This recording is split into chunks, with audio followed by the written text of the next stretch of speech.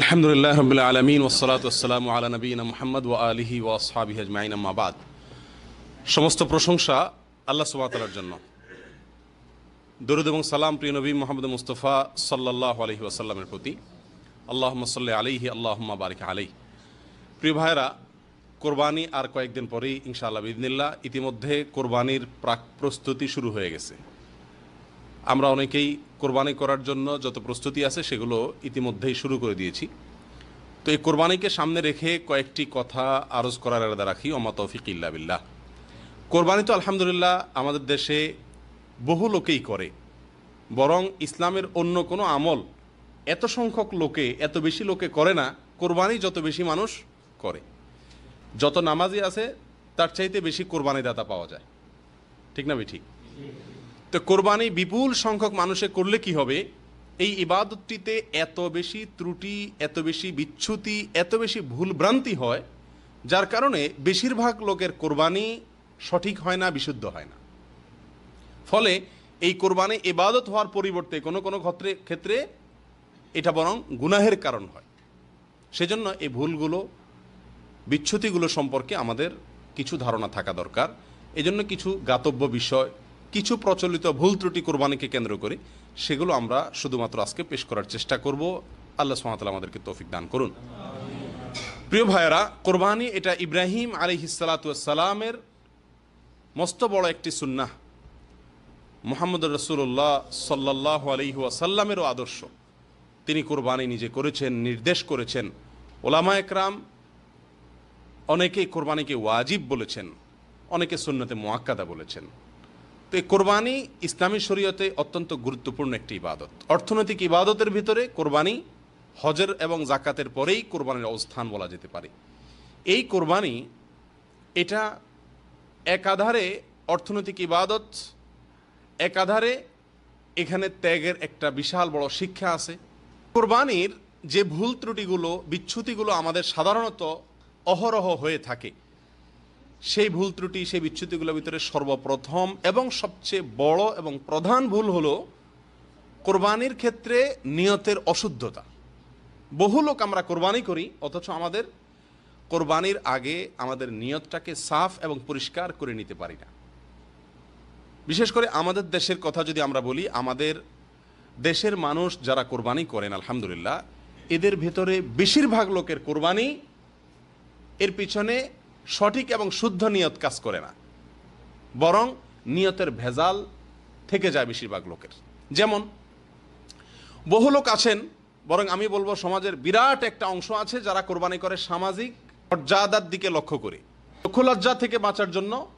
মানুষ কি বলবে, সমাজের মানুষ কোরবানি না দিলে কি বলবে, বহু বছর কোরবানি দিয়ে আসতেছি, এবছর না দিলে কি হবে, কেমন দেখাবে, মানুষ কি বলবে, এরকম মানসিকতা থেকে অনেকে কোরবানি করেন। অনেকে কোরবানি করেন যে নতুন আত্মীয় হয়েছে, অন্য বছর ভাগে দিলেও এবছর আর ভাগে দেওয়া যাবে না, কারণ নতুন আত্মীয় হয়েছে, তার কাছে একটা মান মর্যাদার ব্যাপার আছে। এরকম চিন্তা থেকে অনেকে কোরবানি দেয় না ভাই। মেয়ে বিয়ে দিয়েছে নতুন, তাহলে জামাইয়ের বাড়িতে রান পাঠাইতে হবে, অতএব ভাগে কোরবানি দিলে চলবে না, গোটা গরু কোরবানি দিতে হবে। সারা বছর কোরবানি, সারা জীবন কোরবানি দিয়ে আসছি, অতএব এবছর যদি না দেই, অর্থনৈতিক যত টানাটানি থাকুক না কেন, এবছর যদি না দেই তাহলে চোখ বাঁচে না। এই সমস্ত চিন্তা মানসিকতা থেকে বহু লোক কোরবানি করে না ভাই। এই কোরবানিগুলো সব অশুদ্ধ কোরবানি। আর এর বাইরে সবচাইতে বড় অংশ নিয়তের ক্ষেত্রে যে ভুলটা করে, সেটা হলো কোরবানির ক্ষেত্রে এটাকে গোশত খাওয়ার একটা উৎসব, গোশত খাওয়া, গোশত সংগ্রহ করা, অল্প পয়সায় ভালো গোশত সংগ্রহ করা, এই উদ্দেশ্যে, এই ধান্দায় সমাজের বিরাট একটা অংশের মানুষ কোরবানি করে।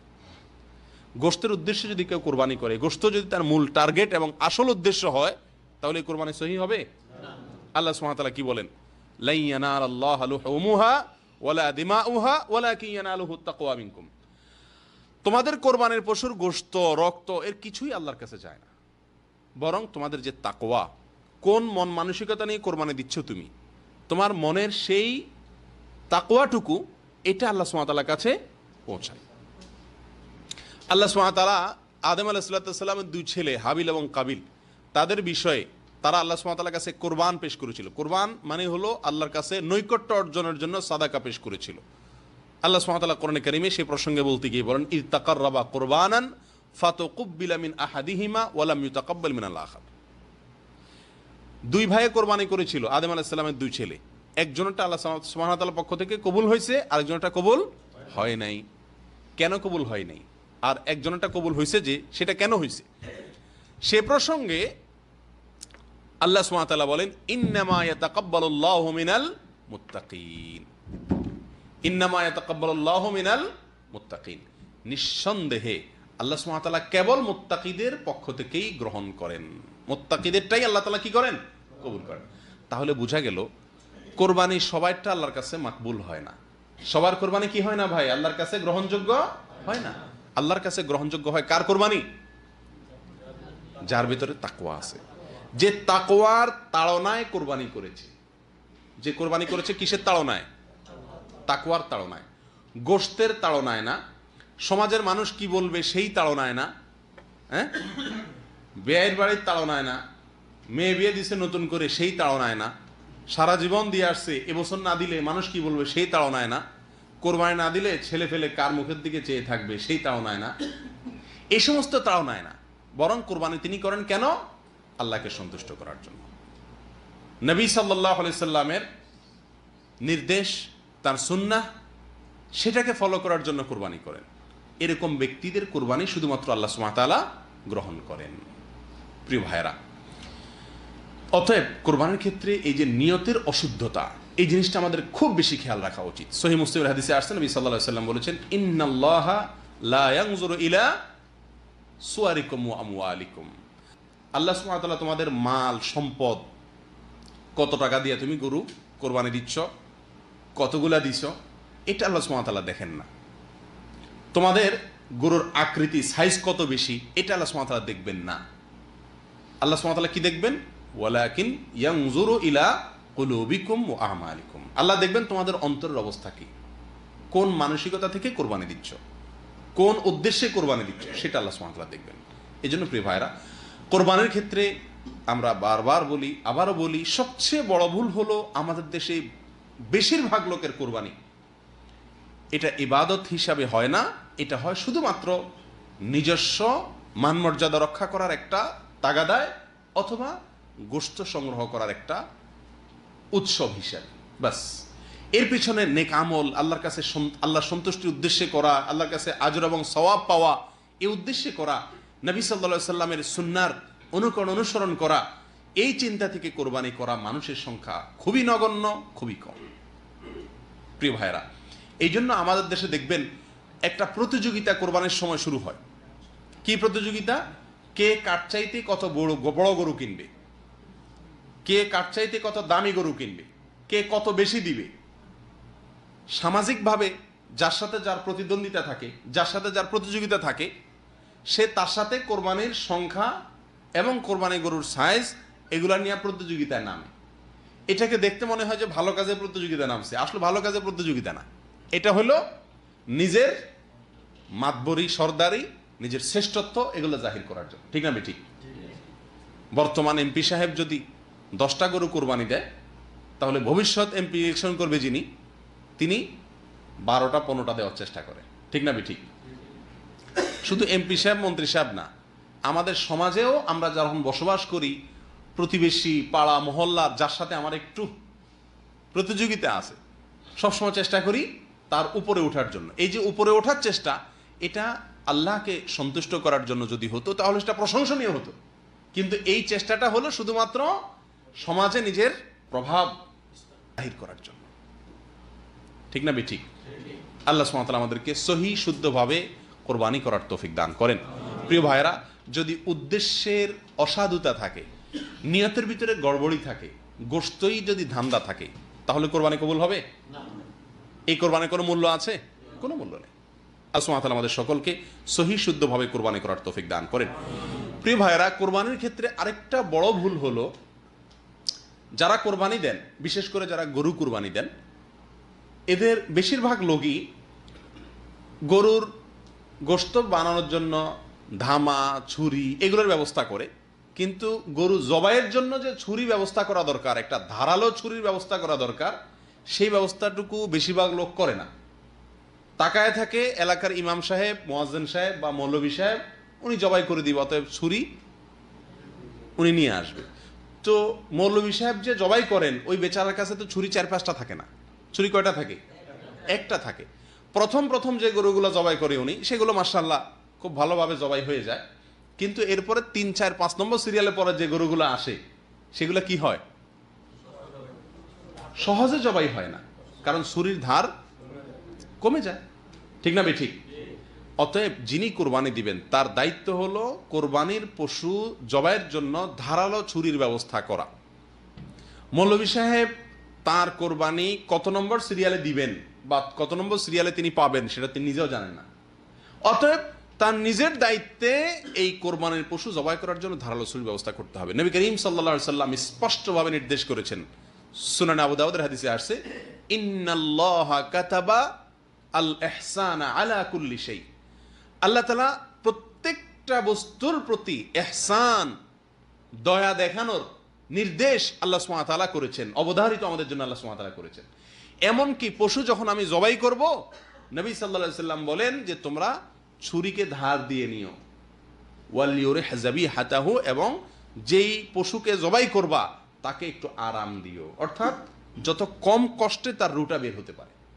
আপনি যদি পোষাইতেই থাকেন ভোতা ছুরি নিয়া, তাহলে দীর্ঘ সময় পর্যন্ত কষ্ট হবে। অর্ধেক কাটা যাবে, চামড়া কাটা যায়, হয়তো আপনার আর কাটা যাচ্ছে না, ছুরি চেঞ্জ করলেন, হচ্ছে না, অনেকক্ষণ ধরে সময় নিলেন, তাহলে পশুটার কষ্ট যতটুকু প্রয়োজন তার চাইতে বেশি হলো। ঠিক না বেঠিক? এটা অনুচিত। আমি শুধুমাত্র সেই সব ভুলগুলোর কথাই বলবো যে ভুলগুলো অহরহ সবার ভিতরে আছে। এই ভুলগুলো সবার ভিতরে আছে কিনা নেই? সমাজে কয়জন মানুষ নিজের গরু জবাইয়ের জন্য ভালো ধারালো ছুরির ব্যবস্থা রাখে বলেন?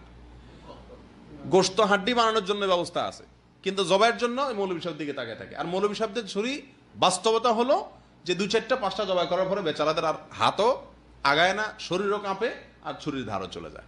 এরপরের বাকি যেগুলো হয় সেগুলোতে পশুর অনর্থক, অযথা, অহেতুক পশুকে দীর্ঘ সময় পর্যন্ত কষ্ট দেওয়া হয়। ঠিক না বেঠিক?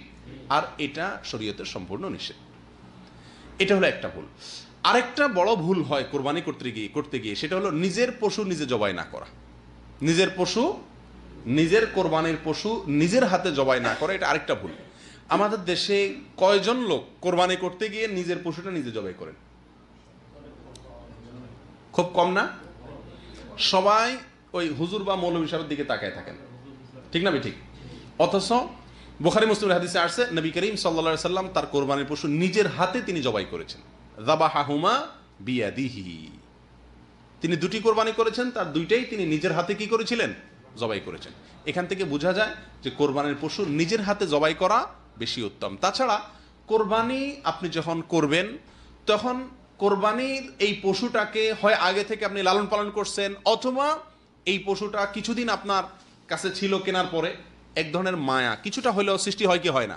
আপনি নিজের হাতে যখন তার গলায় ছুরি দিবেন, আপনার ভেতরে এক ধরনের কষ্ট হবে কি হবে না? এই কষ্টটুকু তো এক ধরনের ত্যাগ। ত্যাগ কি ত্যাগ না? এই জন্য নিজের হাতে যখন আপনি কোরবানি করবেন তখন কোরবানির ভিতরে ত্যাগের মাত্রাটা অনেক বেশি থাকে। সেজন্য একজন মানুষ চেষ্টা করা উচিত যে আমার নিজের পশুটা আমি কোরবানি করব। কোরবানি করার ছুরি নাই, হুজুরের কাছে ছুরি আছে, হুজুরের ছুরি তো আমাকে দিবে না, প্রয়োজনে হুজুরকে ছুরি বানানিয়া টাকা দিয়ে দিব, কিন্তু আমারটা আমি করার চেষ্টা করব। আমার দেশে যারা নিজের কোরবানি নিজে করেন না, তারা 2 কারণে করেন না। 1 নম্বর হলো যে কোরবানির অনেক দোয়া দুরুদ আছে, এই সমস্ত দোয়া দুরুদ আমরা জানি না, হুজুর সাহেব পারে অতএব উনি করে দেখ। ঠিক না বেঠিক? অথচ কোরবানি করার জন্য তেমন কোনো দোয়া দুরুদের প্রয়োজন নাই। সহিহ বুখারীর হাদিসে আসছে নবী সাল্লাল্লাহু আলাইহি সাল্লামের কোরবানির প্রসঙ্গে যে তিনি সাম্মা ওয়া কাব্বার, বিসমিল্লাহ বলছেন, আল্লাহু আকবার বলছেন। জবাইয়ের সময় কি বলছেন? বিসমিল্লাহি আল্লাহু আকবার। অতএব জবাই করার শুরুতে আর কোনো দোয়া নাই, একটাই দোয়া, বিসমিল্লাহি আল্লাহু আকবার। এটা জানা না এমন মানুষ কে আছে বলেন? সবাই জানে। ঠিক না বেঠিক? অতএব নিজের পশু নিজে কোরবানি করার হিম্মত থাকা উচিত কি উচিত না? আরেকটা কারণে নিজের পশু নিজে জবাই করে না, সেটা হলো যে যদি আমি জবাই করতে যাই আমার তো জবাইয়ের সিস্টেম জানা নাই, কোন জায়গায় পোজ দেবো কোন জায়গায় পোজ দেবো না। মৌলভী সাহেব বেচারা জবাই করতে করতে অভ্যাস হয়ে গেছে, উনি জানায় কোন জায়গায় পোজ দিতে হবে। এই কারণে অনেকে করে না।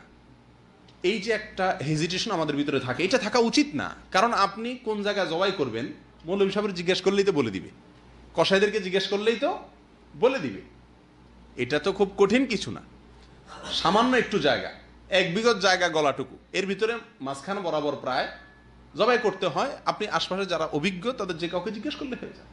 অতএব যে অজুহাতে আমরা নিজের কোরবানির পশু নিজে জবাই করি না, সেই অজুহাতের একটাও যৌক্তিক না, গ্রহণযোগ্য না। ঠিক না ঠিক? অতএব নিজের কোরবানির পশু নিজে জবাই করার চেষ্টা করা উচিত। এটাও আমাদের সমাজের মানে হাজারের ভিতরে 2-4-10 জনে 20 জনে করে কিনা সন্দেহ আছে। ঠিক না ঠিক? অতএব এটা লক্ষ্য করা উচিত আমাদের।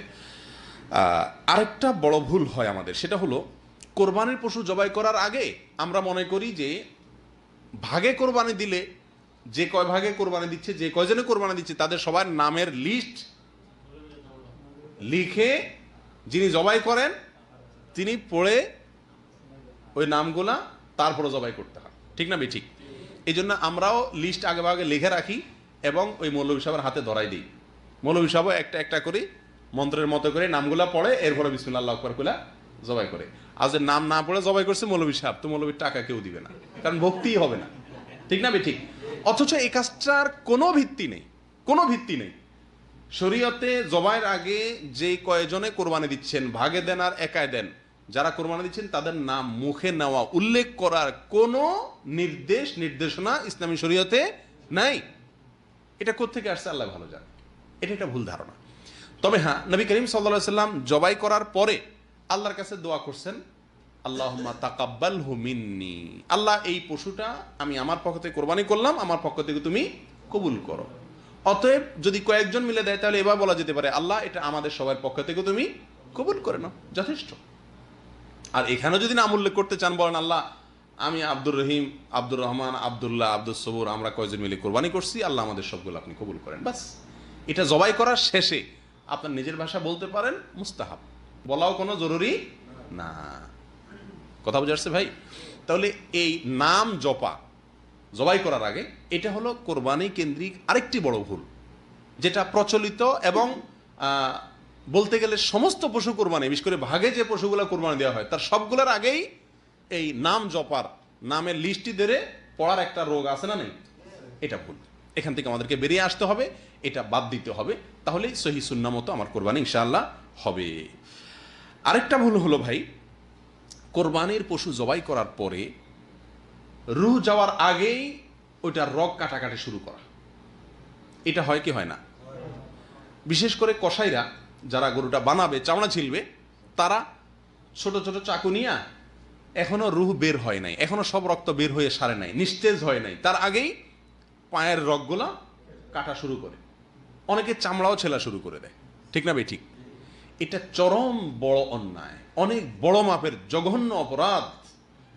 যে ইসলাম আপনাকে জবাই করার আগে ছুরিকে ভালো করে ধার দিয়ে নিতে নির্দেশ করেছে, যে ইসলাম আপনাকে ভোঁতা ছুরি দিয়ে পশুকে জবাই করার অনুমতি দেয় নাই, তাকে অযথা কষ্ট দেওয়ার অনুমতি দেয় নাই, সেই ইসলাম কিভাবে আপনাকে অনুমতি দেয় একটা জীবন্ত পশুকে আপনি রগ কাটা শুরু করলেন আর চামড়া ছিলা শুরু করলেন? এটা কত বড় কষ্টদায়ক বিষয়। 2 মিনিট 3 মিনিট ধৈর্য আমাদের কুলায় না। ঠিক না ভাই ঠিক? কসাই তার তো একটা শেষ করতে পারলে আরেকটা গিয়ে ধরবে, তার তাড়া আছে। কিন্তু আপনি কোরবানি করছেন ইবাদত, আপনার এই ইবাদত যেন সহি সুন্দরভাবে হয়, কোনো ভুল ত্রুটি না হয়, কোনো ভুলের কারণে এটাতে যেন আরো উল্টা গুনাহ না হয়, সেই জিনিসটা খেয়াল করা তো আপনার আমার দায়িত্ব। ঠিক না ভাই ঠিক? এই জন্য কসাইদেরকে বলতে হবে আমাদের যে ভাই খবরদার, সম্পূর্ণ নিস্তেজ হওয়ার আগ পর্যন্ত কোনো রক্তক কাটা চলবে না। এবং এই ভুলটাও আমাদের সমাজে অহরহ, মানে বলতে গেলে প্রায় প্রত্যেকটি গরু কোরবানিতেই এই ভুলটা কম বেশ হয়ে থাকে। এই ভুল থেকে আমাদেরকে আল্লাহ সুবহানাহু ওয়া তাআলা মুক্তি নসিব করেন। প্রিয় ভাইয়েরা, আরেকটি ভুল হলো, এই ভুলটা পরিমাণে সবচাইতে বেশি, 100% বলা যেতে পারে, 100 ভাগ লোক কোরবানি করতে গিয়ে ভুলটা করে। সেটা হলো কোরবানির পশু যারা বানায়, কসাই, তাদেরকে পারিশ্রমিক দেওয়া হয়। ঠিক না ঠিক? পারিশ্রমিক হিসাবে নগদ টাকা তাদের সাথে চুক্তি থাকে, হাজারে কত টাকা, এরকম একটা সিস্টেম আছে। এই সিস্টেমে গোটা গরু বলেন, ছাগল বলেন, এটা তারা বানায়। এই তাদের সাথে যে অর্থ চুক্তি থাকে পারিশ্রমিক হিসাবে, এই পারিশ্রমিকের বাইরে তাদেরকে আবার কোরবানির পশু থেকে কি দেওয়া হয়? গোশত দেওয়া হয়। যদি তাদেরকে অন্য 10 জনের মতো দেওয়া হয় তাহলে তাতে কোনো আপত্তি নেই, কিন্তু তারা যেহেতু গরু বানাইছে সেই হিসাবে তাদেরকে অন্য 10 জনকে হয়তো আধা কেজি 1 পোয়া করে আপনি দিচ্ছেন, সাধারণ যাদেরকে দান করছেন, কিন্তু এদেরকে 2, 4, 5 কেজি দিচ্ছেন। কেন? তারা কষ্ট করছে, পরিশ্রম করছে তারা, এই জন্য তাদেরকে দিচ্ছেন। তাহলে পারিশ্রমিক হলো। পরিশ্রম করছে সেটাকে খেয়াল রেখে দিলেন, তাহলে এটা কি হলো? পারিশ্রমিক হলো। আর এই পারিশ্রমিক হিসাবে আপনার কোনো কসাইকে অতিরিক্ত গোশত বলেন বা পশুর অন্য কিছু বলেন, এটা দেওয়া শরীয়তে জায়েজ নাই। কসাইরাও খুব চালাক, তারাও আমাদের সঙ্গে এই কোরবানির পশু এটা বানানোর জন্য যখন চুক্তি করে তখন খুব বেশি দরাদরি করে না, কারণ তারাও জানে যে 2, 4, 5 কেজি গোশত তো আমি এমনিই পাবো, তো 4 কেজি গোশত পালে তো 2000 টাকা দাম এমনি এসে গেল, অতএব 1000 যদি চুক্তিতে কমও হয় লস নাই। ঠিক না ঠিক? এটা ভুল। এ সম্পর্কে নবী করিম সাল্লাল্লাহু আলাইহি সাল্লামের একাধিক একেবারে স্পষ্ট নির্দেশনা পাওয়া যায়। বিশেষ করে সহিহ বুখারীতে নবী সাল্লাল্লাহু আলাইহি সাল্লাম স্পষ্টভাবে তার নির্দেশ পাওয়া যায়। তিনি বলেছেন, লা ইউতা ওয়ালা ইউতা লিজাযারাতিহা শাইআ, কোরবানির পশু এটা কসাই যারা কাটে অথবা এটাকে বানায় তাদেরকে এই কোরবানির পশু থেকে কোনো কিছু দেওয়া যাবে না। আলী রাদিয়াল্লাহু তাআলা আনহুকে নবী করিম সাল্লাল্লাহু আলাইহি সাল্লাম বিদায় হজের সময় তাকে কোরবানির পশুগুলা, তিনি নিজের হাতে অনেকগুলো কোরবানি করেছেন, বাকিগুলা তাকে করতে বলেছেন। এরপরে বলেছেন এই পশুর সব কিছু বন্টন করে দেওয়া মানুষদেরকে, হাজিদের মধ্যে তাদেরকে খাওয়াও, আর খবরদার কোনো কিছু তুমি ওই কসাইকে বা যারা বানাবে তাদেরকে দিবা না। অর্থাৎ তাদের পারিশ্রমিক আলাদা দিবেন, নগদ টাকা দিয়ে, কোরবানির পশু থেকে আপনি দিবেন না। আসলে কোরবানির পশুর এই গোশত এটা আমরা কোরবানি করে দিলাম মানে আল্লাহকে দিয়ে দিলাম। ঠিক না ঠিক? আল্লাহ সুবহানাহু ওয়া তাআলার নিয়ম হলো কোনো কিছু আল্লাহকে দান করলে আল্লাহ নিজে সেটা গ্রহণ করেন না। আগের যুগে আল্লাহকে দান করলে মানুষ পাহাড়ে রেখে আসতো, সেটা আসমান থেকে এসে আগুন এসে জ্বালাই দিত, তার মানে আল্লাহ তাআলা অ্যাকসেপ্ট করছেন। আর যদি না জ্বালাইতো তার মানে আল্লাহ ওটা অ্যাকসেপ্ট করেন নাই। আর আখিরি জামানার উম্মতকে আমাদের জন্য আল্লাহ সুবহানাহু ওয়া তাআলা সুযোগ দিয়েছেন। সেটা কি? আমরা আল্লাহ সুবহানাহু ওয়া তাআলার জন্য কিছু দান করলে, যাকাত দিলে, ফিতরা দিলে, সব আল্লাহর জন্যই তো দান করি। আল্লাহ সুবহানাহু ওয়া তাআলা ওটাকে গ্রহণ করেন না, জ্বালিয়ে দেন না। আল্লাহ সুবহানাহু ওয়া তাআলা আমাদের সুবিধার জন্যই গরিবদের মাঝে বন্টন করার জন্য, নির্দিষ্ট খাতে দেওয়ার জন্য আল্লাহ তাআলা কি করছেন? নির্দেশ করছেন। কোরবানির গোশতটা শুধু ব্যতিক্রম। এখানে আল্লাহ সুবহানাহু ওয়া তাআলা গোশতটা আমাদেরকে খাওয়ার সুযোগ রেখেছেন, যে তোমরা যারা কোরবানি করছো তোমরা নিজেরা কি করতে পারো? এটা খেতে পারো, দান করতে পারো, রাখতে পারো, তিনও সুযোগ আছে। সূরা তিরমিজিতে আসছে, নবী সাল্লাল্লাহু আলাইহি সাল্লাম বলেছেন, ফাকুলু মিনহা ওয়া আতইমু ওয়াদাখিরু, তোমরা নিজেরা সেখান থেকে খাও, মানুষকে দান করো, আবার রেখে দাও, সুযোগ আছে। এক সময় নবী সাল্লাল্লাহু আলাইহি সাল্লাম নিষেধ করছেন 3 দিনের বেশি রাখা যাবে না, কিন্তু এরপরে সেটা তিনি প্রত্যাহার করেছেন, রহিত করেছেন। এরপর বলেছেন তোমরা এখান থেকে যা খুশি করতে পারো। অর্থাৎ যা খুশি বলতে নিজে খাও, মানুষকে দান করো, জমা করো, কিন্তু বিক্রি করা যাবে? যাকে আপনি দান করছেন সে বিক্রি করতে পারে, কিন্তু আপনার কোরবানির গোশত আপনি বিক্রি করতে পারবেন? যেহেতু বিক্রি করা যায় না, অতএব পারিশ্রমিক হিসাবেও কাউকে দেওয়া যায় না। বিধায় আপনার যে কসাই এই পশুটা বানায় দিছে তাকে যদি আপনি টাকা দিলেন আর গোশত অতিরিক্ত দিলেন এই জন্য, এই খেয়াল থেকে যে সে কষ্ট করছে, পরিশ্রম করছে, তাহলে পরিশ্রমের বিনিময় দিলেন, সেই হিসাবে এটা কি হবে না? জায়েজ হবে না। সবচেয়ে বড় কথা হলো নবী করিম সাল্লাল্লাহু আলাইহি ওয়াসাল্লাম নিষেধ করছেন, ব্যাস। তাহলে আমাদের এই কাজটা করা উচিত কি উচিত না? সারা বাংলাদেশে কসাইকে গোশত দেয় না এরকম কোরবানি করেনেওয়ালা কয়জন লোক আছে বলেন? একজনও আপনারা দেখছেন আজ পর্যন্ত? অথচ উচিত হলো কসাইকে আগে ভাগে বলে দেওয়া যে বাবা তুমি এই গরু বানাইতে কত টাকা নিবা বলো, আর মাথায় রেখো তোমাকে কিন্তু আমি কোনো গোশত দেবো না, যদি দেই তো অন্য 10 জনকে যেভাবে দেবো তোমাকেও সেই হারে দেবো, তুমি এটা বানাইছো সেই হিসাবে তোমাকে আমি এক্সট্রা কোনো গোশত দেবো না। এই কথা সাফ এবং পরিষ্কার তাকে আগে থেকে বলে দেওয়া উচিত। ঠিক না ঠিক? তো এই ভুলটা অহরহ হয়, এটা আমাদের খেয়াল রাখা উচিত। আল্লাহ তাআলা আমাদেরকে বুঝার তৌফিক দান করেন। শুধু কসার ক্ষেত্রে না, এই একই সমস্যা হয় আশপাশের অনেক লোক হেল্প করতে আসে, গরিব লোকজন, তারাও দেখা যাচ্ছে হেল্প করছে, এই জন্য তাদেরকে আমরা কি দিচ্ছি? কিছু গোশত দিচ্ছি, বাড়ায় দিচ্ছি, এটাও জায়েজ নাই। একই কথা, তাকেও পারিশ্রমিক দেওয়া হলো। আপনি যদি সে গরুটা বানাইলে যা দিত, গরুটা না বানাইলে যা দিতেন, গরুটা বানানোর পরেও সে পরিমাণ দিচ্ছেন, তাতে অসুবিধা নেই। কিন্তু গরুটা বানাইছে সেই জন্য তাকে আপনি বেশি দিলেন, এই বেশি অংশটুকু যেটা দিলেন এটা জায়েজ হলো না, এটা না জায়েজ হয়ে গেল। আমি কি কথা বুঝতে পারছি? আল্লাহ তাআলা আমাদেরকে সবাইকে এই সমস্ত ভুল থেকে বেঁচে থাকার তৌফিক দান করেন। প্রিয় ভাইরা, আরেকটা ভুল হলো কোরবানির পশু বিশেষ করে বিক্রি করা, দাম দর করে বিক্রি করে, আমরা গরিবের সুবিধার জন্য বিক্রি করে টাকাটা রেখে আবার গরিবকে দান করি। সেটা না করে গোটা চামড়াটাই যদি দান করা যায়, বিভিন্ন মাদ্রাসা থেকে কালেকশনে আসে, অনেক গরিব লোক থাকে, গোটা চামড়াটাই যদি সরাসরি দান করে দেওয়া যায় সেটা সবচাইতে ভালো। কথা বোঝা আসছে? বিক্রি না করে গোটা চামড়াটাই যদি আপনি দান করেন সেটা সবচাইতে ভালো। কারণ আলী রাদিয়াল্লাহু তাআলা আনহুকে নবী করিম সাল্লাল্লাহু আলাইহি সাল্লাম কোরবানির যে পশুগুলো বিদায় হজের সময় নবী সাল্লাল্লাহু আলাইহি সাল্লাম জবাই করছেন, বাকিগুলো আলী রাদিয়াল্লাহু তাআলাকে দিয়ে জবাই করাইছেন। সেই পশুগুলোর পরে ওনাকে নির্দেশনা দিয়েছেন নবী সাল্লাল্লাহু আলাইহি সাল্লাম, ডিরেকশন দিয়ে দিয়েছেন কি হবে এগুলার। তখন তিনি একটা একটা করে আলাদা বলে চামড়ার কথাও বলছেন যে চামড়াটুকু তুমি দান করে দিবে। তো আমরা যারা বিক্রি করে আমরা খাই না, টাকাটা আমরাও গরিবরে দিয়ে দেই সবাই, কিন্তু বিক্রি করে টাকা দেওয়ার চাইতে আপনি সরাসরি চামড়া দান করা, এটা হলো সবচাইতে উত্তম এবং নির্ভেজাল। এটা আমাদের খেয়াল রাখা উচিত। আরেকটা ভুল হলো ভাই, কোরবানির গোশতের ক্ষেত্রে সামাজিকভাবে বন্টন করার একটা সিস্টেম অনেক এলাকাতে প্রচলিত আছে। অর্থাৎ ভাগে কোরবানি দিলে সমাজের মোড়ল মাতবররা সব কোরবানি থেকে, গরু হোক ছাগল হোক, সেখান থেকে 3 ভাগের 1 ভাগ গোশত উঠায় নেয়, কালেকশন করে, এরপরে সমাজের গরিবদের মাঝে সেটা বন্টন করে। এটা আরেকটা অন্যায় কাজ। দেখতে মনে হচ্ছে কাজটা খুব ভালো কাজ, যে একটা শৃঙ্খলার সাথে বন্টন করা হচ্ছে, সবাই যার যার মতো কি দিত না দিত, সমাজের নেতারা, মোড়ল মাতবররা, গ্রামের নেতারা, এরা আপনার সবাইগুলো থেকে 3 ভাগের 1 ভাগ করে করে উঠায় নিয়ে তারা এবার গণহারে দিচ্ছে। এটা বোধহয় সুন্দর বন্টন হচ্ছে না ভাই। এই পদ্ধতিটা গর্হিত এবং এটা পরিত্যাজ্য, এটা পরিহার্য। এই পদ্ধতিটা উচিত না এবং কোরআন হাদিসের সাথে এটা সঙ্গতিপূর্ণ না। কারণ কোরবানির পশু শুধু নয়, যে কোনো ক্ষেত্রে নবী সাল্লাল্লাহু আলাইহি সাল্লাম স্পষ্টভাবে বলেছেন, লা ইয়াহিল্লু মাল ইমরিইন মুসলিমিন ইল্লা বিতিবি নাফসি। কোন মুসলমানের সম্পদ তার মনের সন্তুষ্টি ছাড়া এটা দান হিসাবে গ্রহণ করা বা যে কোনোভাবে গ্রহণ করা, এটা কি নাই, জায়েজ নাই। আল্লাহ সুবহানাহু ওয়া তাআলা এই কোরবানির পশুর গোশত দিয়েছেন কাকে? যে কোরবানি দিয়েছে তাকে, ঠিক না বেঠিক? নবী সাল্লাল্লাহু আলাইহি সাল্লাম তাকে সুযোগ দিয়ে দিয়েছেন, ফাকুলু মিনহা ওয়া আতইমু ওয়াদাখিরু, তুমি খাও, দান করো, জমা করো। তাকে স্বাধীনতা দিয়ে রাখছেন কি রাখে নাই?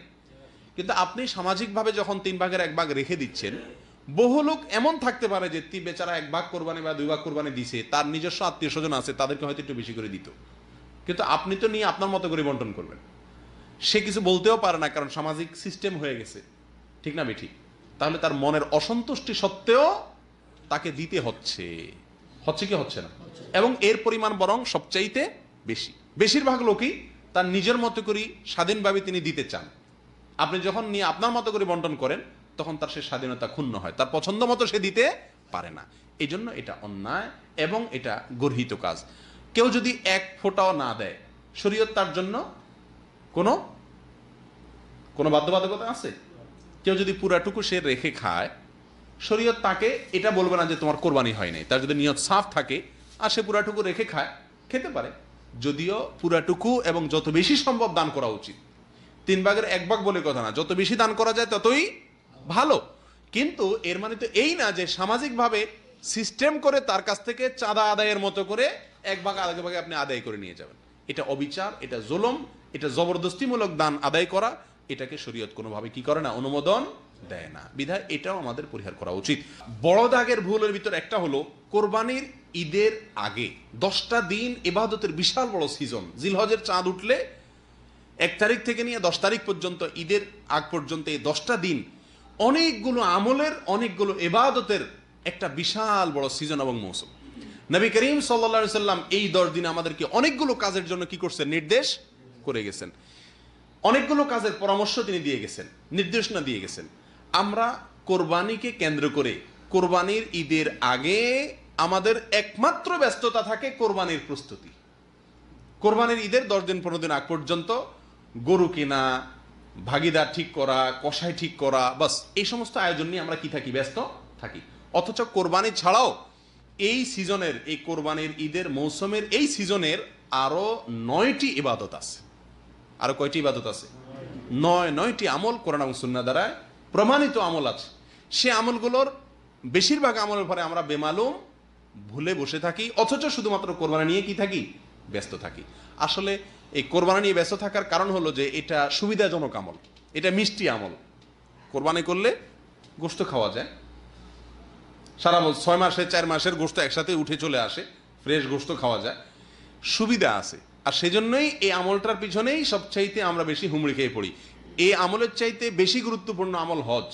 বহু লোক আছে 10 বছর 15 বছর 20 বছর পর্যন্ত তিনি কোরবানি দিচ্ছেন, অথচ তিনি হজ করছেন না। আল্লাহ সুবহানাহু ওয়া তাআলা সামর্থ্য দিয়েছেন, কিন্তু হজ এখনো করছেন না। এখনো হজের বয়স হয় নাই।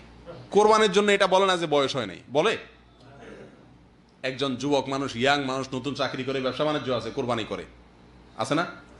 কিন্তু হজ করতে বলে যে এখনো বয়স হয়নি। কোরবানির গুরুত্ব বেশি না হজের গুরুত্ব বেশি?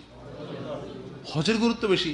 হজ ইসলামের রোকন, ফরজ, সেই হজের কোনো খবর নাই। ঠিক তেমনি ভাবে কোরবানির পাশাপাশি এই 10 দিনের আরো অনেক আমলের ভিতরে একটা আমল হলো তাকবীর, তাহলিল, তাহমিদ পাঠ করা।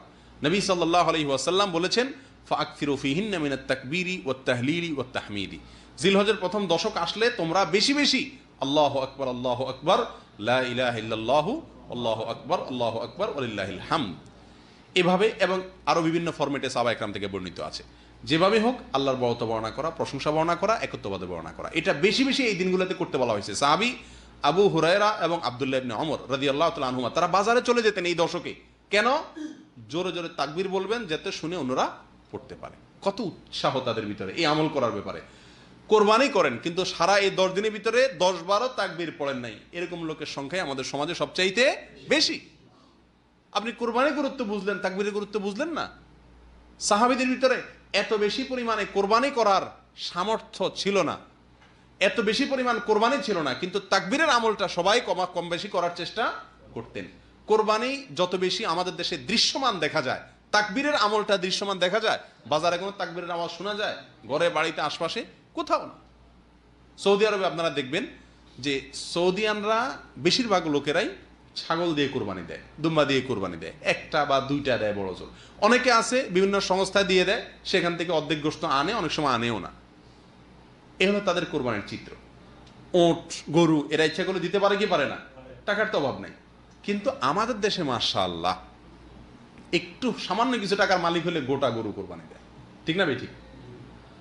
আপনাকে শরীয়ত তো 50,000, 60,000, 70,000, 80,000 টাকা খরচ করে কোরবানি দেওয়ার জন্য আপনার জন্য বাধ্যতামূলক তো করে নাই। আপনি একটা ছাগল দিলেই তো হয়ে যায়। এখানে আপনি এতগুলো টাকা খরচ করতে পারছেন মাশাআল্লাহ, অথচ হজ করেন নাই। এরকম লোকের সংখ্যা বেশি না? কি বলেন? 80,000 টাকা করে যদি আপনি কোরবানি দেন এবং গোটা গরু একা দেন, আপনার 4-5 বছরের কোরবানির টাকা যদি সেভ করেন, শুধু ছাগল দেন, তাহলে তো ওই টাকা দিয়েই আপনি হজ করতে পারেন। ঠিক না বেঠিক? আমাদের প্রবাসীদের মধ্যে বেশিরভাগ প্রবাসীরাই চেষ্টা করে যে একা কি করবে, একটা গরু কোরবানি দিবে। শরীয়তে এক্ষেত্রে আপনাকে অতিরিক্ত খরচ করলে সেটা আপনার নেকামলের পাল্লা ইনশাল্লাহ যোগ হবে, এটা ভালো কাজ, সন্দেহ নাই, আমি নিরুৎসাহিত করছি না, আপনি পারলে দেন। কিন্তু আপনি এটা করতে গিয়ে এর চেয়ে গুরুত্বপূর্ণ কাজ যেন ছুটে না যায়। আর এখানে যেন বেশি টাকা খরচটা অন্য কোনো ধান্দায় না হয়, আল্লাহকে সন্তুষ্ট করার জন্য যদি হয়, তাহলে তো এটা আপনি গরিব এলাকায় কোরবানি করে দিতে পারেন। অনেক সৌদিয়ানদেরকে দেখা যায় তারা আফ্রিকার বিভিন্ন দেশে টাকা পাঠায় দেয়। কেন? তাদের টাকা দিয়ে সেখানে কোরবানি দিয়ে গরিবরা গোশত খেয়ে নেবে, তারা সওয়াব পাবে। আমরা কয়জন লোক আছি কোরবানি করে এই টাকা আমরা কি করছি? কোরবানির টাকা কোনো গরিব এলাকা দিয়ে দিছি। এই যে এখন বন্যা চলছে সারা দেশে, গরিব এলাকাতে বন্যার্থদের মাঝে ওই এলাকাতে আমি পাঠাই দিলাম বিশ্বস্ত কোনো এলাকার মাধ্যমে, সেখানে কোরবানি করে গোশত মানুষকে দিয়ে দিল, আমার কিছু লাগলো না, আমার বাড়িতে কিছুই হলো না, আমি সওয়াব পাইলাম। কি বলেন? এরকম সৎসাহস করার এর মানুষ কয়জন আছে আমাদের সমাজে? কি বলেন? খুবই কম না? কি বলে আমার বাড়িতে কোরবানি হবে না, মানুষ কি বলবে? মানুষ বলবে এটা কি? সবাই কোরবানি করবে, আমার বাচ্চারা কার দিকে চেয়ে থাকবে? যাই হোক, এই সমস্ত উদ্দেশ্যের কারণে আমরা এই দশকে শুধুমাত্র কোরবানি নিয়েই পড়ে থাকি। কোরবানির চাইতে গুরুত্বপূর্ণ অথবা তার কাছাকাছি গুরুত্বের আরো অনেক আমল আছে, সেই আমলগুলো আমরা বেমালুম ভুলে যাই। এই ভুলটা থেকে আমাদেরকে বেরিয়ে আসতে হবে। সর্বশেষ যে ভুলটির কথা বলবো সেটা হলো, আমাদের দেশে যারা কোরবানি করি আমরা, গরু হোক ছাগল হোক, প্রত্যেকেই যার যার পশু কোরবানি করে কোন রকম সেখানে পানির পশুর বর্জ্য, ময়লা, রক্ত সেখানে একটু পানি টানি ঢেলে দিয়ে গোশতগুলা নিয়ে বাসায় চলে যায়। ঠিক না বেঠিক? বুড়িটারে গটরট রাস্তার আশেপাশে কোনো জায়গায় খাল বিল কিছু একটা পাইলে সেখানে কোনো রকম ময়লাগুলা বর্জ্যগুলা ফেলে বুড়িটা নিয়ে আমরা বাসায় চলে যাই। ঠিক, এটা জঘন্য একটি ভুল, এবং এই ভুলটি আমাদের দেশে প্রত্যেকটি কোরবানিকারী ব্যক্তি করছে। আরেকজনে যদি কোনো কষ্টদায়ক বস্তু ফেলে সেটা সরানো, এটা ইমানের অঙ্গ। আর আপনি নিজেই যদি এমন কিছু ফেলেন যেটা অন্যের কষ্টের কারণ হয়, তাহলে সেটা কি হবে? উল্টা কুফুরির অঙ্গ হয়ে যাবে না সেটা? জন্য এই জিনিসটা আমাদের সকলের খেয়াল করা উচিত যে আমার কোরবানির পশুর রক্ত হোক, বর্জ্য হোক, কোনো কিছু ফেলে যাব না। কোরবানি ঈদের পরে আমাদের দেশে শহরে বলেন, গ্রামে বলেন, কোথাও রাস্তা দিয়ে চলাচল করা যায় না 2-4-10 দিন 20 দিন, ঠিক না বেঠিক? গন্ধ, নাকে হাত দিয়ে চলতে হয়। আপনি এই রাস্তাকে, রাস্তার আশপাশকে রক্ত দিয়ে, বর্জ্য দিয়ে নষ্ট করে দিলেন। কষ্ট করছে সাধারণ মানুষ, অন্য মানুষ, পথচারীরা নাকে হাত দিচ্ছে, এদের সবার অন্তরের বদদোয়া লাগতেছে কি লাগতেছে না? অটোমেটিকলি আপনার আমলনামা একটা গুনাহ যোগ হয়ে যাচ্ছে। যত মানুষকে কষ্ট দিচ্ছেন, প্রত্যেকটা মানুষকে কষ্ট দেওয়া একটা গুনাহ, এর কারণে আপনার আমলনামা যোগ হয়ে যাচ্ছে। আল্লাহ সুবহানাহু ওয়া তাআলা আমাদের সকলকে এই সব বিষয়গুলোকে মাথায় রেখে সহি শুদ্ধভাবে, সম্পূর্ণ সঠিকভাবে কোরবানি করার তৌফিক দান করুন। বাস্তব কথা, আমাদের দেশের শত শত হাজার হাজার লক্ষ লক্ষ লোক কোরবানি করে মাশাআল্লাহ, কিন্তু এর ভিতরে সীমিত সংখ্যক সামান্য কিছু লোকের কোরবানি হয়তো মাকবুল হয়, গ্রহণযোগ্য হয়। এর সবচেয়ে বড় সমস্যা হলো অন্তরের অশুদ্ধ নিয়ত। আমি কেন কোরবানি করছি, এই জিনিসটাকে আমরা ভালো করে নিজেরা শুদ্ধ এবং সঠিক করতে পারিনি। আর এই কারণে আমাদের কোরবানিগুলো কি হয় না, গ্রহণযোগ্য হয় না। আল্লাহ সুবহানাহু ওয়া তাআলা আমাদের সকলকে সংশোধন হওয়ার এবং বিশুদ্ধভাবে কোরবানি করার তৌফিক দান করুন। জাযাকুমুল্লাহ ওয়া আখিরু দাওয়ানা আনিল হামদুলিল্লাহি রাব্বিল আলামিন।